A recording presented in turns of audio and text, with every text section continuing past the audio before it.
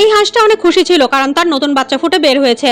আর এই বাচ্চাগুলোকে দেখে স্বামী স্ত্রী দুজনেই অনেক খুশি। আর তখন একটা ডিম অনেক জোরে জোরে নড়তে শুরু করে, আর সেটার ভেতর থেকে একটা ছোট হাঁসের বাচ্চা বের হয়ে আসে। এই হাঁসের বাচ্চাটাকে দেখে বাবা হাঁস চিন্তা করে যে এটা তার বাকি হাঁসের বাচ্চাগুলোর মতো নয়, তার মানে তার বউ তাকে চিট করেছে। এজন্য তারা দুজন ঝগড়া করতে শুরু করে। বাবা হাঁস তার বউকে জিজ্ঞেস করে যে এই বাচ্চাটা কার। মা হাঁস বলে যে এটা তোমারই বাচ্চা, কিন্তু বাবা হাঁস এটা মানতে রাজি ছিল না। সেজন্য মা হাঁস তাকে অনেক জোরে একটা থাপ্পড় দিয়ে সেখান থেকে তার বাচ্চাদের নিয়ে যেতে থাকে।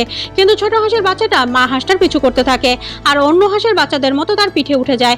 মা হাঁস যখন এটা দেখতে পায় তখন সে ছোট হাঁসের বাচ্চাটাকে নিচে ফেলে দেয় আর বকা দিয়ে তাকে এখান থেকে দাঁড়িয়ে দেয়।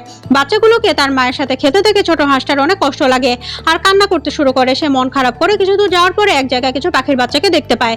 সে পাখির বাচ্চাগুলোর সাথে এই পাখির বাসায় লুকিয়ে পড়ে। কিন্তু মা পাখিটা যখন তার বাচ্চাদের জন্য খাবার নিয়ে আসে তখন ছোট হাঁসের বাচ্চাটাকে তার বাসায় লুকিয়ে থাকতে দেখে তাকে মেরে তাড়িয়ে দেয়।